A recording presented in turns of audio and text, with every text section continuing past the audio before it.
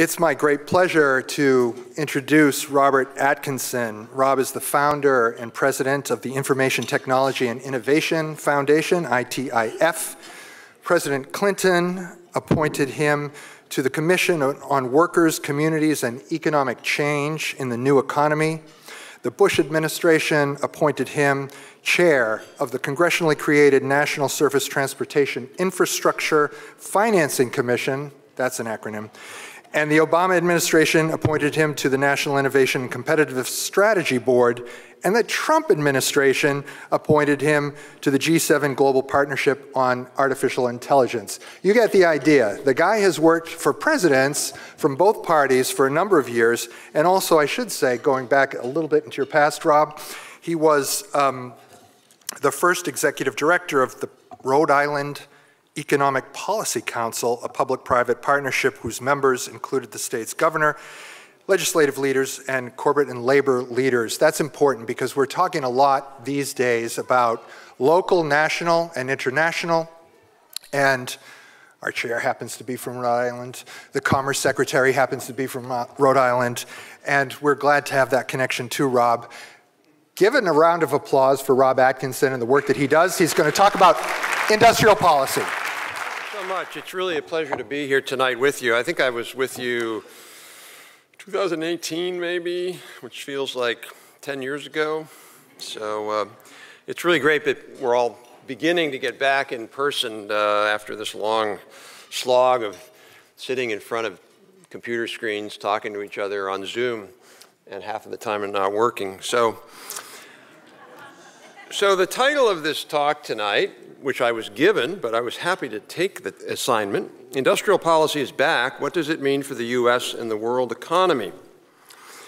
So I want to start with a really great quote from some of you who are old enough, you might remember this quote from Robert Reich, who was Secretary of Labor in the Clinton administration. But before that, he wrote a book, and he said this quote, he's talking about industrial policy back in the 80s, and he said, industrial policy is one of those rare ideas that has moved swiftly from obscurity to meaningless without any intervening period of coherence.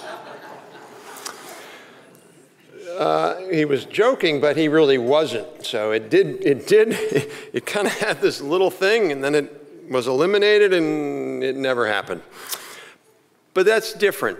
That was then, this is now. And I would argue now it is developing into a period of coherence, which I will talk a little bit about. Now you have the Biden administration, you have Congress, you have pundits, you have think tanks like myself, you have journalists, now all focused on industrial policy. About 1 minute before I got up there, I just got an email from Senator Schumer's office. And I guess it's public. They're announcing an agreement either tonight or tomorrow morning with Speaker Pelosi, where they're going to agree to move what's called the USICA bill, U.S. Innovation and Competition Act, which I'll talk a little bit about, which I think is the most important bill that we've had in Congress for 2 decades in this space, by far. They've agreed to move it to conference reconciliation, which I should just like drink a lot of wine tonight because that makes me so happy. So industrial policy is back, but where is it coming from? And I know we talked about this. If you remember your history, the last time we talked about industrial policy was in the context of Japan in the 1980s. So there was this fear, and it was a real fear, and it was a legitimate fear. A lot of people say, oh, they poo-poo that. Well, look, we won. But the real issue back then was that Japan was a rising industrial and technology power. They had almost eliminated the U.S. semiconductor industry. They had dramatically cut the share of the U.S. auto industry. They had taken over the whole consumer electronics sector, and they looked to be unstoppable. And so what did we do? We didn't say, oh, well, that's too bad, the Japanese are going to win, we're going to lose. No, instead what we did is there was a bipartisan effort, starting in the Reagan administration, continuing through the first Bush administration, supported by a largely Democratic Congress, to put a set of policies in place to respond. And I won't go through them all, but there are a long list of things we did that were very important, and unless you were into this, people don't remember them.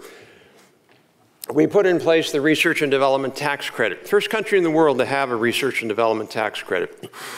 We put in place and we renamed and re-engineered the National Institute of Standards and Technology, which is where I had my first job. We created a program called the Manufacturing Extension Partnership Program, like the Ag Extension Program, but for manufacturers. We created the Small Business Innovation Research Program. And I can just go on and on and on. We passed the '89 Omnibus Trade and Competitiveness Act, which created a set of tools to fight unfair trade practices. So there was a lot that happened, and I would argue it actually made a difference. And it allowed the US to weather the Japanese challenge and to thrive. But at the same time, we didn't really embrace a full-throated industrial policy. And one of the reasons was that a lot of economists, anybody here an economist? All right. No, don't applaud. They're almost as bad as lawyers. So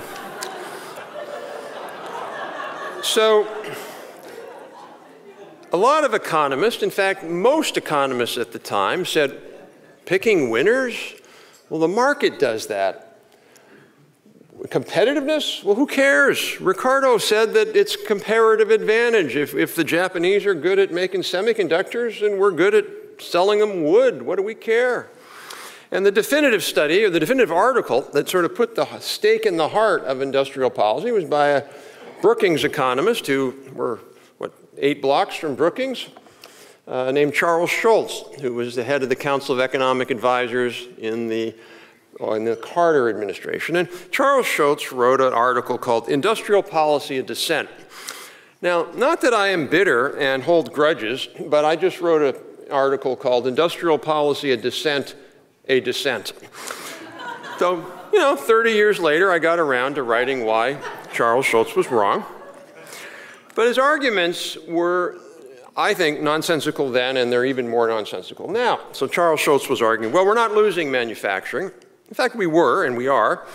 That competitiveness itself is a dangerous illusion, as Paul Krugman once said. We don't compete with Japan. We don't compete with China. We don't compete with Germany. Boeing might compete with Airbus, but we don't compete. My all-time favorite line was from Michael Boskin, economist in the first Bush administration, who said, computer chips, potato chips, what's the difference? Well, one drives most of global progress and the other makes you fat. So if you remember your politics, one of the things that happened in '92 was Bill Clinton and Al Gore won Silicon Valley. And that was, before that, Silicon Valley had been largely Republican. Michael Boskin says in '91, potato chips, computer chips. Clinton goes, wait a minute, computer chips. And that was the end of the story.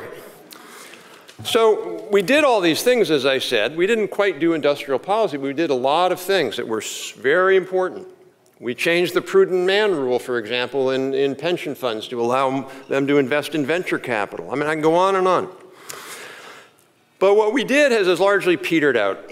We did it, and we've sort of walked away from it. So, for example, when we put in the R&D tax credit, it was the most generous in the world. Today, the US credit is 24th out of 34 OECD and BRICS nations. Not because our credit has gone down, because they've gone up.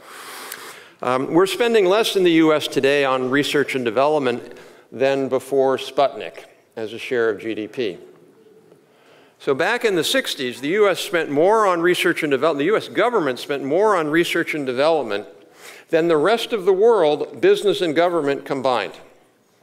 Take every government funding for research and development, take every corporation outside the US in 1965, the US government alone was spending more on R&D. You want to know why we're the leader in so much of this? That's the reason, or a reason, I should say, why we were the leader. Today, as I said, it's less than Sputnik. We invest less in workforce development than we did 20 years ago as a share of GDP, private and public. Private sector is investing less in workforce development. So I can go on and on and on, but we've essentially become blasé. We think, oh yeah, we're number one, we're the best country in the world. We are the best country in the world. But you don't get to be the best country in the world by sitting back on your laurels. You have to keep fighting it every single day. So what happened? What happened was that, I would argue, that we had this thing called the Washington Consensus. And the Washington Consensus was, look, we're doing this the right thing, limited government, open trade, free markets, et cetera, rule of law, IP. Look, those are all super important. There's no question that those are the foundations of success. Those are the bedrock of success, but they're not enough. And the Washington Consensus worked quite well during the Cold War era when we were dominant. It doesn't work now. The reason it worked in the Cold War era was our main adversary was essentially an economy that was inept, and that was Russia. I remember reading Khrushchev's biography. If you haven't read it, autobiography, you should read it. Great anecdote in there where Khrushchev, before he became Soviet leader, he was the Tsar Minister of Industry. So he's out talking to his driver one day, and he sees his driver changing the tires. He says, "Comrade, why are you always changing the tires on our limo?" And he goes, "Well, Comrade Khrushchev, I'm sorry to say this, but in the Soviet Union, we don't make very good tires." So Khrushchev says, "Okay, let's get in the vehicle. We're going to drive down to the plant 200 miles away." They get to the plant. It's a super modern plant with Goodyear tire equipment. And the guy, Khrushchev, interviews the plant manager, and he says, "What's going on?" He says, "Well, comrade, we have the best equipment in the world here, but we don't get enough steel from the steel allocation from the Central Planning Ministry, so we have to scrimp on steel sidewalls so the tires fall apart after 6 months." So Khrushchev's conclusion is, we need better central planning. So we never faced a real competitor from an economic perspective with Russia or the Soviet Union. We faced a military and national security adversary. And as I said before, our lead in technology was just overwhelming. That's not true today. If you think about our main adversary from a geopolitical perspective, it's clearly China. But China is orders of magnitude more competitive, more advanced in technology than Russia is, than the Soviet Union was. And I won't go into all the details, but they are clearly vying for leadership in artificial intelligence. They just came out with you never know with China whether these things are true or not, but the announcement was the world's best and fastest quantum computer. They are making enormous progress in genomics, in other words, the use of genetic manipulation for biotechnology drugs. They lead in 5G in terms of market share. They lead in high-speed rail in terms of global market share. They're among the leaders in robotics. They're making rapid advancement in electric vehicles. You just go down the list. That's a very different world than the world that we were used to. And the problem is the Chinese are not doing that through legitimate, fair trading. They're doing it through mercantilist practices, massive subsidies. I mean, unless you study China, you cannot appreciate the massive subsidies that is going on there. There was a recent Wall Street Journal article or study showed that Huawei had gotten over $70 billion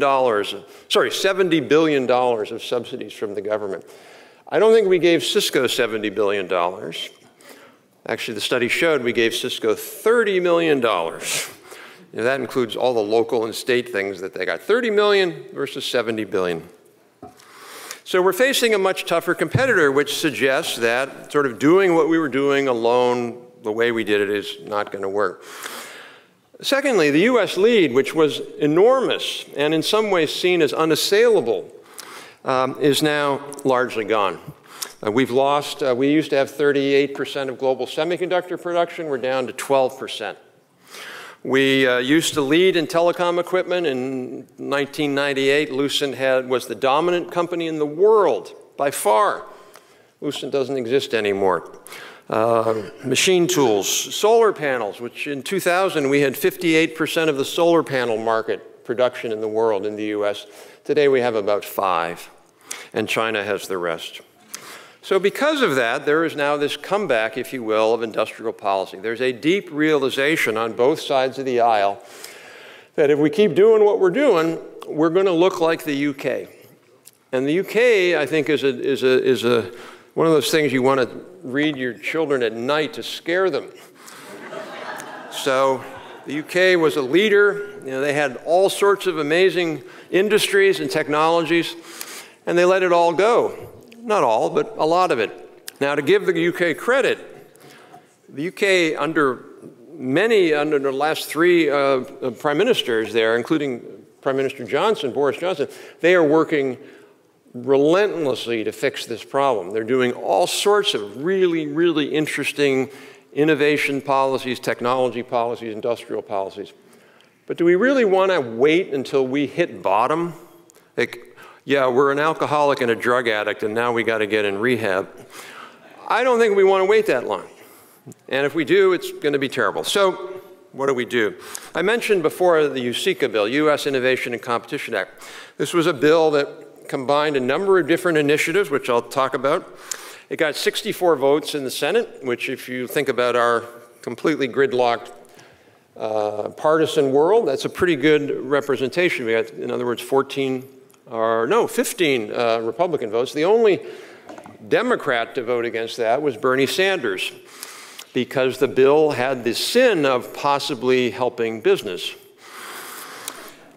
But 64 votes, that was great. And now I mentioned before, it sounds to me like Speaker Pelosi and Leader Schumer are gonna get this over the finish line. So what's in there? Well, a bunch of things. There's a thing called the CHIPS Act, which is a proposal to put in about $50 billion, partly for incentives to put chip fabrication facilities in the US. Why don't we have as many chip fabrication facilities? It's simple. Other countries are buying them. If you're Intel or TSMC or Samsung or Micron, you basically go to a country like Israel or Singapore or Taiwan or whatever, and they say, okay, how much do you need? 5 billion? 10 billion? No problem, we'll give it to you. That's the world we're in, so if we want to fight that fight, play that game, that's what we got to do. There's a new proposal in there, which we're very active in working on and supporting, a new applied research directorate in the National Science Foundation. In other words, research that's going to be applied, going to be used by industry to build jobs and competitive advantage. In there is also expanding what's called the Manufacturing USA programs. This is a network we have of 15 different centers in the US to help build manufacturing competitiveness. They're public-private partnerships, universities, large companies, small companies, things like 3D printing, lightweight materials for future automobiles, and the like. There's also another initiative, which isn't in that bill yet, but it's been launched by our co-chair in the Senate, Senator Chris Coons, who's a Democrat from Delaware, to create what's called, well, in this case, an U.S. Industrial Finance Corporation. And it's a really, really fascinating bill that has bipartisan support, and it's to create a finance corporation like Ex-Im, but funding U.S. industry in terms of low interest loans for long-term projects that normal capital markets might not engage in. And lastly, in this bill, and also what the Biden administration is doing, is a deep commitment to supply chain integrity. By that they mean there's so many weaknesses in the US supply chain where we're dependent upon China for many, many things, and some other countries, and there needs to be an assessment of how well our supply chains are working, and where there's real vulnerabilities, how do we begin to bring some of that work back? Let me just sort of wrap up and say kind of where I think that all might go. One of the problems that we've had, and you're all focused on the front lines of global trade and globalization and all, which is super, super important. The U.S. can't survive as an autarkic national economy only.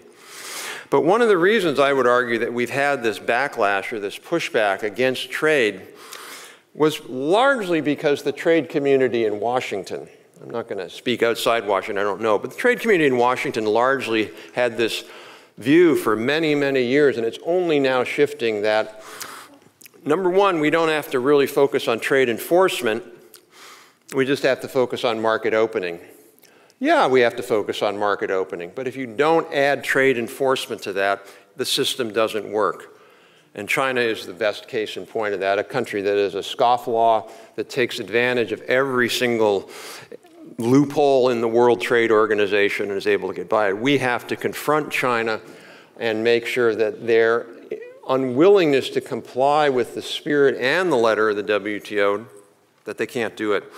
And the trade establishment in Washington was really never willing to do that. And the second thing they were never willing to do is they were never willing to say, we need an industrial strategy. We need to figure out a way to maybe help manufacturing firms in the Midwest gain market share. Not by protectionism, not by tariff walls, which is what they're afraid of, but by programs to help suppliers modernize their technology, train their workers, programs, joint R&D centers to help them work on the cutting edge of technology. And the fact that the trade establishment in Washington didn't do that, in my opinion, led to the backlash now that we're all struggling with. The backlash that says, wait a minute, we shouldn't do any more market opening. And unfortunately, while the Biden administration is pushing a number of good initiatives like this, the president has said, no more market opening until we deal with this other issue. And you can argue maybe that's good, maybe that's bad, but the position that the president was put in, because of all this backlash, he was sort of forced into that corner. So let's get out of that corner. Let's put in place really robust national advanced industry technology strategy so that we can really win in global trade. And I would argue if we do that, the animus or the fear around globalization goes significantly down, and then we can have our cake and eat it too, if you will. We can have the benefits of market expansion, much more integration of countries. I'm leaving China out of this because they're never going to change until the Communist Party is out of power. But certainly there are many countries around the world who are willing and able to join our worldview if we do it the right way.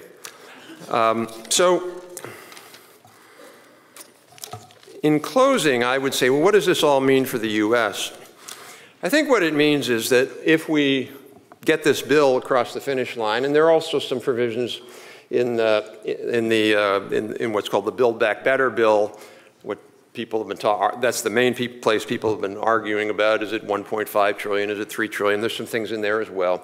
But if we move those things across the finish line that are related to competitiveness and we actually appropriate money to them, what are we going to see? I think what we're going to see is a much more competitive set of industries in the U.S., much less reduced sort of knee-jerk view that we need to impose protectionism in order to be able to thrive. And then in terms of what does it mean for the rest of the world, one of the things it definitely will not mean, and some countries I think have mistaken this, when we're talking about these incentives for companies, we're not talking about them by and large of incentives for U.S. companies only. So if you think about the CHIPS Act, for example, it's written and designed in a way that it will support and provide incentives for any chip company in the world, other than the Chinese, to come here and build a factory. So if it's TSMC from Taiwan or Samsung or German chip companies, they can get the incentive here. So I don't see this at all as turning sort of protectionist or anything. This is about enterprises in the U.S. to become more competitive. I also think that there will be, as we go forward, and there's a number of provisions in the USICA bill that will mean we're going to be much tougher on China. And I think that's inevitable. It's not going to go away. We will continue to ratchet up the pressure on China. I don't think that means, and I would highly doubt it would mean, that complete decoupling. You know, Procter & Gamble's still going to sell soap to the Chinese, and we're still going to buy Happy Meal toys. But it'll mean a much sort of tougher environment for more advanced technologies.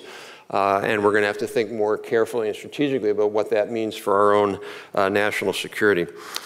So I'll just close, and I'm looking forward to the questions. I will just close by saying, if you want to learn more about that, there's a new magazine that we've created called National Development, which is on Medium, and you can just Google that, and you can find a whole bunch of articles from us and our other colleagues who are sort of thinking about what an advanced industry strategy should look like in the U.S. So with that, thank you, and I'm happy to take questions.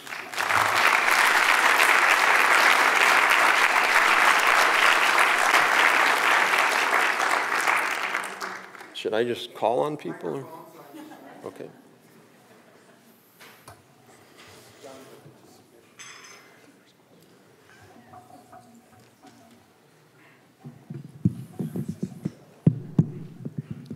Hi, I'm Ken First from the World Affairs Council of Western Massachusetts. I had a question for you related to U.S. private investment. So I think I read an article the other day that the U.S. private investment was increasing their investment in chip manufacturing in China. So how would this bill relate to that, or would that get them to change their mind perhaps and invest here because there are better alternatives? Yeah. So there's a couple of reasons why U.S. companies invest in chip manufacturing in China. I shouldn't say the principal. A significant reason is that you're told by the Chinese government, if you would like to sell chips in China, you have to produce in China, and you have to share your technology. This, by the way, is a clear violation of the WTO. The WTO prohibits coerced technology transfer in exchange for market access, but the WTO will not enforce that. Now, in part, the Chinese will say, well, we don't have that rule. Find it on our law. Well, yeah, the mafia didn't have a rule either. Pretty clear what the deal was. They didn't write down what they were doing. They put a gun to your head. So that's partly why U.S. companies do that. I think there are going to be two factors, though, that, to your point. One of the reasons they do that is sort of the center of gravity of chips has been slowly moving to China, just as the center of gravity of so many industries moved to China, like electronics. And once that center of gravity is established in China, very, very hard not to be there. And so if you're there, you're adding to that center of gravity. So we're not there yet with China. China is still 2 generations behind in chips. They're not that good yet, and that's the way we want them to be. So the point about USICA is going to be another gravitational pull away from China to let pressure or incent, I should say, American companies and other companies to put that fab here and not in China. The other related component of that is that Senator Cornyn, and I'm sorry I don't remember his co-sponsor, Senator Cornyn is a Republican from Texas. He has a proposal, he has a new bill out that would basically it would allow CFIUS coverage. CFIUS is the Committee on Foreign Investment in the U.S., and it addresses when foreign companies buy an American company, it can screen them for national security implication. What Senator Cornyn wants to do is he wants to apply that for technology transfer and investment in China. It's going to be a big fight on that bill, like a huge, huge fight. It's not clear that bill would pass, but there's a growing amount of interest in Congress to say, wait a minute, maybe we should just stop our companies from doing that, in part because they're forced sometimes with a gun to their head. So I think it's going to be harder for U.S. companies to keep doing that as we go forward, and at the same time, I think there'll be more incentives for them to do that here. So, hopefully that's how it's going to work out, but it's too early to tell. Yes, my name is Ed Martins. I'm from World Boston. You talk about competitiveness. How about if we enforce our antitrust laws? We've got these huge tech monopolies that a lot of people can say that inhibits a lot of our creativity too, our growth. We just enforce our antitrust laws. And also I would say we need to train people.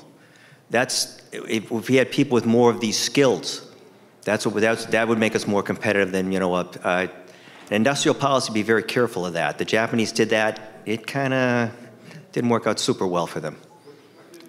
They're Japanese, they had an industrial policy. I mean, when's the last time you used a Betamax? So let me respond to the last part first. There's a lot of mythology out there about, Japanese industrial policy didn't work out. Without going into too much detail, there's basically sort of 2 kinds of industrial policy. One is when countries are catching up, and that was the Japanese in the 70s and 80s. They were trying to catch up to the global leader, which was largely us. And so you have a set of policies that are more interventionist, more direction-oriented. And then there's a consensus in sort of the industrial policy or tech policy literature world, the scholars and others, that once you're at the leading edge, you can't do that anymore. So the Japanese system worked really well. The Koreans would not be where they are today, the South Koreans, without their industrial policy. But what's happened in both Korea and Japan, Taiwan, is they've moved away from that more directive, heavy-handed, to more of an enabling and supportive technology policy system. So I would argue that the Japanese have done okay. The main reason the Japanese have done badly is that their companies have not adapted adequately. Sony, largely they missed the internet revolution. There's all these other problems. With regard to antitrust, one of the, I think, misnomers or fallacies that are out there is, if I asked everybody in the room, how many people think that concentration, what economists call economic concentration, the number of firms who have a large share of the market, how many people think that's gone up from 2002 to now? Yeah, a few people. Yeah, you know it's a trick question. Reality is, when you look at the Census Bureau data, which is the only data you can look at, really, you find that the concentration ratios from 2002 to 2017, which is the last year census provides, didn't go up. They went up 1 percentage point from de minimis. So this notion that a lot of people advocate, including the new head of the Federal Trade Commission, Lena Khan, that we have this monopoly crisis in the US, is certainly not borne out by government data. What everybody thinks about monopoly, what they immediately think about is they think about Google and Facebook and Amazon. I have to say, I love my Amazon monopoly, and I love it every day. And I'm enjoying being exploited. And I pay an enormous amount of money to Facebook and Google every month for my monthly fee. So I think the point there is, as the Obama administration said on this, is that there are many network-based industries where, like Facebook is a network-based industry. Facebook works because you're all on Facebook. If 5 people were on Facebook, it wouldn't work. And the Obama administration said, in those industries, you tend to largely get concentration with 1 or 2 major players. The key thing to understand in those industries is who is Facebook competing against? They're competing for eyeballs. That's who they're competing with. Facebook they're desperate to have you on their site. They're not competing with other sort of social networking sites, although you have LinkedIn and all that. They're competing for eyeballs. Well, who's their biggest competitor now in the last year and a half? It's TikTok. The TikTok came out of nowhere, and I love TikTok. I was speaking to a group of high school students recently, and I told them that, and they were like, I think I'm the coolest guy in the world now. So I think the key thing there is not so much do these companies have monopoly power, et cetera. It's basically, in antitrust world, you can focus on either what's called structure or conduct. And structure is like, we just don't like Google because it has too much market share. Or you can focus on conduct, which is are these companies doing something in their behavior that is anti-competitive? So Microsoft, for example, they were doing a little bit of that in the late 90s. And the antitrust decision that the Clinton administration and then the Bush administration came down with was essentially to keep them from doing that. So you had to have open interfaces. Companies that wanted to have software that would interface with the Windows system now can do that easily. But we still have Microsoft. We didn't break up Microsoft. So I think that's the issue. So I'm not that worried about it. I know some people are. I actually think the other thing, interesting point, if you look at the 5 top American technology companies, Apple, Facebook, Google, Microsoft, and Amazon, they spend more on R&D than the entire R&D budget of the UK.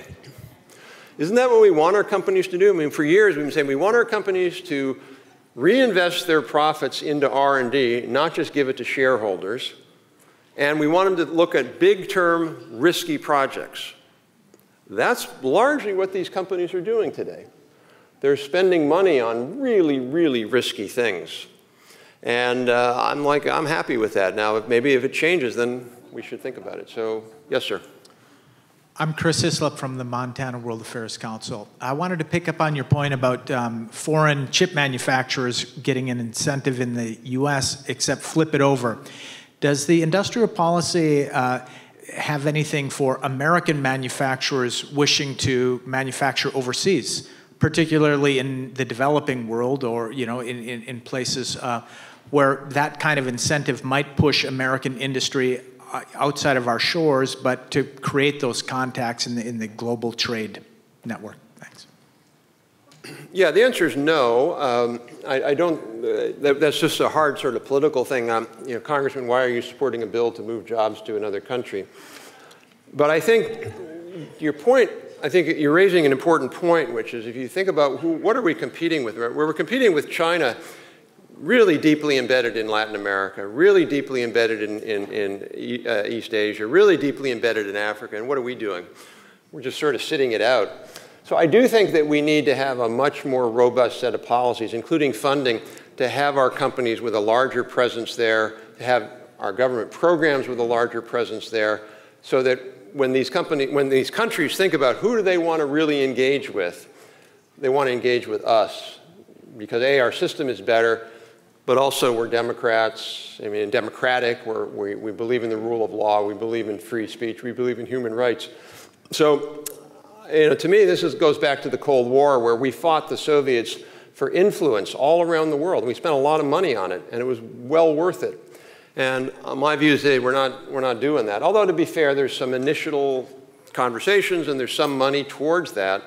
But I agree with you that we need to embrace and have much more engagement in these countries and be a bigger part of it. I'm not sure it would be to offshore our companies, but certainly having more. One of the things I think that gets demonized is this notion of U.S. direct investment outside the U.S., that it somehow comes at a cost to the U.S. And the evidence, including from Matt Slaughter from Dartmouth, this shows that that's just simply wrong. That when multinationals gain market share overseas, even when it's with a plant overseas, that benefits the U.S. through jobs in a wide variety of areas, and benefits it through our better connections and all that. So, yes, ma'am. Yes, my name is Mary Mendoza. I'm also from World Boston, and I'm going to pull you back to that whole idea of training. I've been in, I'm currently in IT. I was in insurance before that, and it was the 80s, the last time a company actually trained me. Ever since then, all of the training that I've undergone, when I changed industries and whatnot, it's been paid for out of my own pocket. That's anywhere from $450 a course to up to $3,900 a course. I can afford that. A lot of other people can't. How do you convince companies that it's in their best interest to look at training not as a cost, but as an investment in their employees to increase employee engagement and all those other things that they claim to want? Sure. So, U.S. companies invest probably 30% less in workforce development training as a share of their sales than they did 20 years ago. And the reason is simple. The tenure of workers is less. Why would you spend a lot of money on your worker when they leave? You've just basically expanded their human capital and you got not as much from it. So the answer to that, in my opinion, has to be that there needs to be this public-private partnership. So one of the ideas that we've been pushing, and there's certainly some interest in the Hill on it, which is we have an R&D tax credit. Why don't we expand that to what we call a knowledge tax credit? So if you invest in training for your workers, not your executives, but your real workers, I guess executives are real workers, but frontline workers, you would get a tax incentive, a tax credit to offset some of those costs. So that's one thing we could do. The other thing we could do is the money we spend, for example, on community colleges, we spend much more on four-year colleges than we do on community colleges, including per student. That makes no sense. So we could have, if you go to a country like Austria, Austria has a network of the most advanced technical training institutes anywhere, and the workers who are getting training on at those institutes are working on the best machines in Austria. They're not working on 20-year-old pieces of hand-me-down machines that they could afford. And that's because the Austrian government says training our technical workforce is one of the most important things we could do. Last thing we could do, really easy, really simple. When you get laid off in the US through no fault of your own, you're eligible, if we're not in a recession, for 26 weeks of unemployment insurance. But every single state wants you to go back to work tomorrow because they don't want to raise their unemployment insurance payments because they'd have to raise their unemployment insurance taxes. So they're all competing with each other for that. That's actually the best time to have an adult worker go back for retraining is while they have income support. So we need to change those incentives and really encourage states to say, wait a minute, you've been laid off for 6 months. Where do you want to go? How can we get you in a really good 6-month, 5-month training program to move to that next level? And we don't do that. So we actually have, I don't want to sound flip, but we actually have a pretty bad reemployment training system in the US compared to our competitors. The Scandinavians, Singapore, world class, by far, world class, the best system in the world. And we could do that if we wanted to, we just don't have the political will to do it, so, yes. Hi, thanks. Roz Engel, World Affairs Council of New Jersey. You focused on industrial policy, which is a little bit of an inward-focused look at competitiveness. And I wanted to ask you a little bit about kind of more of an outward focus, which would have to do with things like trade. So I know we're in some conversations globally around digital trade and also things like data governance and the kind of rules and standards that we would want in the data governance space. So I wanted to ask you a little bit kind of what you think about things like some of the digital trade chapters that we saw in USMCA. I think we have a digital agreement now with Japan. Are those good stepping stones in your view for a better multilateral or a more plurilateral agreement? And we also have some, I think, initiatives in data governance around things like privacy, storage, and other issues, I think, which are pretty unresolved. And I'd love to hear your views on that. Sure. So if you want to know more about that, in my opinion, one of the best people in the world who studies this and writes about it is my colleague at ITIF, Nigel Corey. Nigel's really, he's written extensively about this, talked all around the world at APEC and other forums.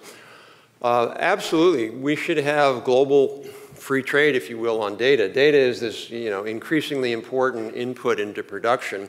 The US has core advantages in the data economy, and yet you see a lot of countries around the world, India, China, Indonesia, a bunch of them, that enact these data localization policies that are just purely protectionist. They pretend they're not, but they're really about protectionism. They're about protecting their own firms and limiting the access to US and other firms. So the US has to be out front on that fight. And I have to say, we don't, I would argue we're not doing that right now anywhere near enough as we should. There are some people in the Biden administration who want to do that, but so far we haven't, the Biden administration hasn't made that a top priority. There's different agreements, there's APEC, there's WTO e-commerce agreements and the like. One of the biggest problems in this space, frankly, is the EU. The EU is, they are very hesitant to engage they have this view that if data comes to the US, the NSA is going to read everything and somehow put people in prison. They're wrong, and but they, that's why I actually think as we go forward in this, we need to think about finding those countries that are aligned with us. You mentioned the Japanese. I think that many, if not all, of the APEC countries are much more aligned with our vision of the world. Prime Minister Abe, before he left, had an initiative called the Free Flow of Data with Trust. That is absolutely the right way to frame it. You have the free flow of data, but there's trust. There's systems in place to manage that. So I think it's a huge issue going forward because I'm not sure it's going to come out the way we want it to come out. I think there are a lot of countries who want to basically become data protectionists. My name is Lauren Creasy, and I'm from World Naples. And earlier tonight, you were mentioning how China was dominating in terms of 5G coverage and expansion. And earlier this month, the FAA stalled on the day of Verizon and AT&T's 5G expansion. And I was wondering what your thoughts on that were and what you think the necessary infrastructure or systems architecture requirements would be for the US to just expand in terms of 5G coverage. Yeah, so when I said about China leading in 5G, I meant, I should have been more clear, they're leading in 5G equipment. They're not leading in 5G coverage, and there's a piece that we wrote on our website that explains that. They get all into this weird accounting and counting thing that just totally distorts.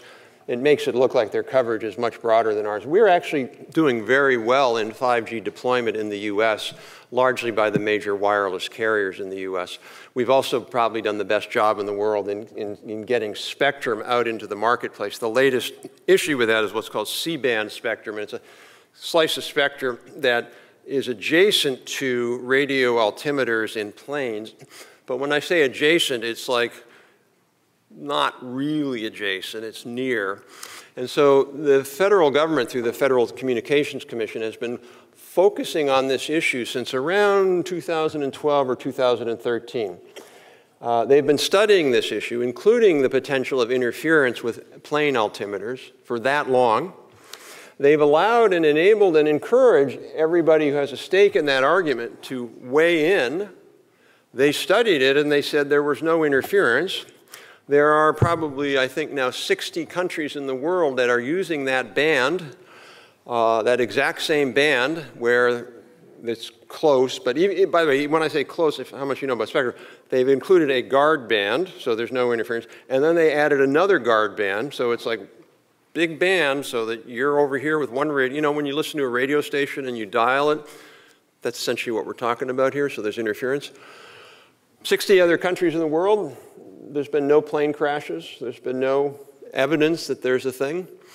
And so it's really, in some ways, when I wrote about this last week, I used the term banana republic, but my editor made me get rid of that for some reason. But it feels like that. I mean, are you kidding me? We've been focused on this for 10 years. You had these companies, probably, I don't know what the C-band auction went for, but it's tens of billions of dollars. And they bought the rights to use that spectrum with the idea that they could actually use it. And now at the last minute, you have this one aviation group coming in with a study that seems like nobody can understand it, and they haven't really shown how it's valid, to say, well, wait a minute, maybe we shouldn't do that. So I'm not going to get into the engineering details on that. My overall view is I'm very, very skeptical that this is a real issue. But if it is an issue, it seems like it's an issue with somebody with, flying a Cessna that's 40 years old that has a really bad radio, and by radio I mean transmitter, really bad altimeter. There's a whole thing in spectrum policy that your band is supposed to read only itself, and if your radio is so weak that it reads everything else, that's your problem.